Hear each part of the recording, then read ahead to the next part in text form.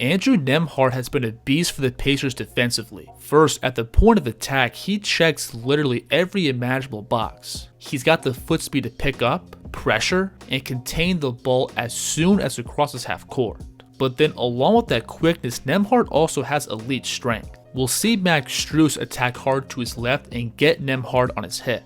And from this spot, he's able to hold his ground and push him out into a tougher finish. Now that blend of mobility and strength makes Nembhard one of, if not the Pacers' best one-on-one defender. And throughout the Cleveland series, he was Indiana's primary defender on Donovan Mitchell. And like we all know, Mitchell is pretty much impossible to shut down over a 7-game series. He's got a really explosive and creative game off the bounce. He's a legit off-the-dribble shooting threat from range. And if he gets ahead of steam towards the basket, Mitchell is easily one of the most dynamic paint scorers in the league. But throughout stretches of the series, Nembhard was able to provide some good resistance on the ball, and everything came down to him simply moving his feet and staying in front, making everything for Mitchell just slightly more difficult. We'll see him again here stepping up and meeting Donovan as soon as he crosses half court, to again pressure and make him work to set up the screen. And as Mitchell tries to refuse it with a right to left crossover, Nembhard has no problem sliding and heading off the drive, forcing him into a tough contested step back. You don't want to give up anything easy, make them. And when defending shifty and explosive scorers like Mitchell, I would argue that balance is one of the most important attributes for defenders to have. Look how much space Mitchell is going to create by hitting this punchy step back. But with both feet below the arc, Nembhard is still able to extend out and give a very effective contest. Ty Jerome here initially makes a nice move by lifting Nembhard up with his hezi, but with his stance completely opened up, look how quickly Andrew scrambles and gets back in front to force a turnover. Now because Nembhard is Indiana's strongest perimeter defender, the obvious adjustment for Cleveland was to put him in pick and roll, to get him off of their primary creators. But the big issue with this is that Andrew is also elite at navigating screens, and this played a big factor throughout this series in slowing down the Cavs offense. Because simply put, if you can't give your stars advantages or space to play with in the half court, your offense is pretty much kneecapped. When looking at exactly how Nembhard blows up these actions, everything comes back to his strength and stability, having the base to fight through contact and stay connected to the ball, plus the coordination to stay on balance and get back in front. As the screen gets set, look how Andrew's going to jump up and eat up the space between him and Garland. And even after Darius gets some breathing room off the screen, Andrew's still able to work around and get a hand up on this contest. This play here is pretty crazy, where Nembhard initially gets bumped by the screen, and as he works around he gets caught with his back towards the ball. And from this spot, Mitchell is loaded up and ready to explode. But Nembhard still finds a way to turn and get himself squared up, to then force this tough contested long two. Look at the defense by Nembhard. And like we've gone over, Andrew's speed on the ball is ridiculous. Look how Mobley is going to step up and set the screen at half court. And instead of trying to bully through contact, Andrew is going to scramble all the way around and beat Mitchell to the spot. And then even if the ball handler was able to turn the corner with a ton of space, Andrew still had the speed and motor to make plays on the ball from behind. The Cavs on this play are setting up these stagger screens, and Sam Merrill here stonewalls Nembhard with his first screen. But even with all this daylight, Mitchell hesitating for a brief second gives Nembhard more than enough time to get back in front and force another tough shot over the top. So it can't be overstated how impactful Nembhard's defense was at the point of attack. Not every single one of his plays showed up on the stat sheet, but that ability to blow up screens and stay attached to his man had a massive impact throughout the series. And assuming the Pacers are going to most likely be matched up with the Knicks in the next series, that ability to navigate screens and make things difficult is going to be vital for defending Brunson. Now, it's also important to note that Nembhard was also very impactful off the ball. Obviously, his height limits how effective he is around the basket, but when defending on the weak side, he's always honed in and ready to rotate. Look how Mitchell here is going to drive and pull Pascal Siakam across the paint, and Nembhard on the wing is ready to rotate down and cover that next pass. And that speed and balance also makes him a monster defender in gap. where he can dig down towards the ball to then rotate back out and be right in the shooter's airspace. Look how long this closeout is to the corner, and while scrambling out full speed, Andrew both takes away this catch and shoot 3 and recovers back to contest this one dribble pull-up.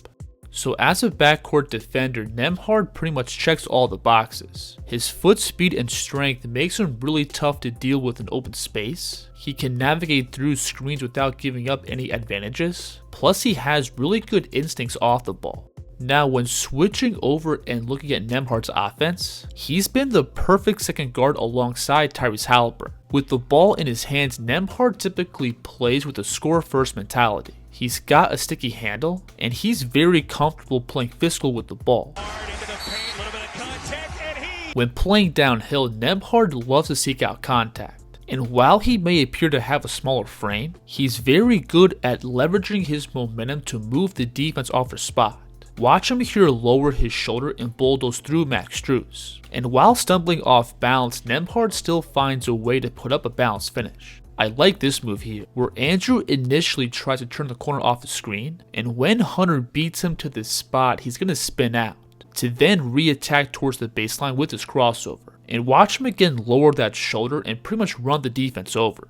Off the dribble, I also think Nembhard has pretty good pace. I wouldn't say he has the most dynamic handle, but he's very comfortable keeping his dribble alive while turning the corner off his screens. Plus he's pretty good at changing his speed and level with the ball. Watch him here casually lift up his chest and float out to his left. And when he feels Mobley also lift up, he's just going to slide the ball between and attack back to his right.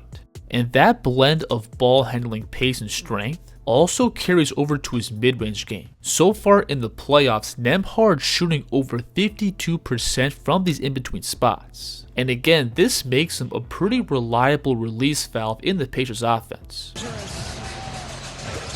When playing out of pick and roll, Nembhard's pace and navigation obviously plays a big factor to his in-between scoring, being able to put his man in jail to then work to those open spots to elevate.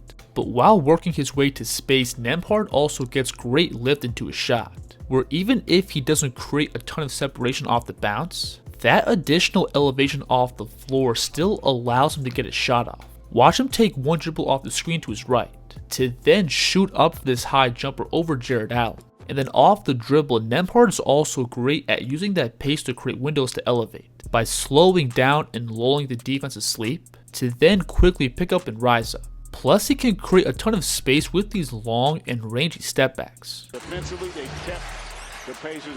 And while attacking with a head of steam, Nembhard also has really good deceleration, being able to hit the turbo button and get the defense to open up their stance, to then slam the brakes and rise up for a balanced jumper. This move here is tough, where he's first going to blast off the screen, to then make Kuzma do a complete 180 going behind.